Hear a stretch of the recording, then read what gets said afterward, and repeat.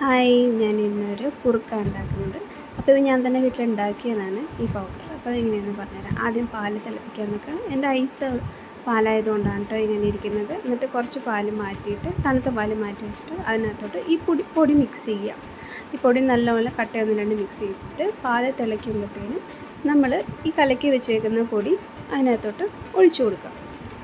അത് ഒഴിച്ചു കൊടുത്തതിന് ശേഷം അത് പിന്നെ ഒന്ന് നല്ലപോലെ കൈവിടാണ്ട് 1-2-3 മിനിറ്റ് ഇങ്ങനെ ഇളക്കി കൊടുക്കുക. 2-3 മിനിറ്റ് ഇളക്കി കൊടുക്കുമ്പോഴത്തേനും അതിങ്ങനെ ചെറുതായിട്ടൊന്ന് കട്ടിയായിട്ട് വരും. നിങ്ങൾക്ക് ഈ ഒരു കൺസിസ്റ്റൻസിയാണ് വേണ്ടതെങ്കിൽ അപ്പോഴത്തേനും തീ ഓഫ് ചെയ്യാം. ഇനി ഞാൻ ഇച്ചിരിയും കൂടി കട്ടിയാക്കിയാണ് എടുക്കുന്നത്. അപ്പോൾ ഇത്തിരി നേരം കൂടി ഞാൻ വെച്ചിട്ടുണ്ടായിരുന്നു. അപ്പോൾ നല്ലപോലെ തിളച്ച് കഴിയുമ്പോഴത്തേനും നമ്മൾ തീ ഓഫ് ചെയ്യാം. എന്നിട്ട് മധുരത്തിന് വേണ്ടിയിട്ട് ശർക്കര ഇടുക, പിന്നെ നെയ്യ് ഇടുക.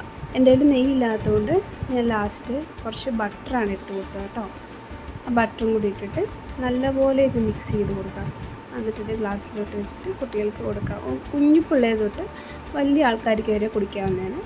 അത്യാവശ്യം നല്ല ടേസ്റ്റ് ഉണ്ട്.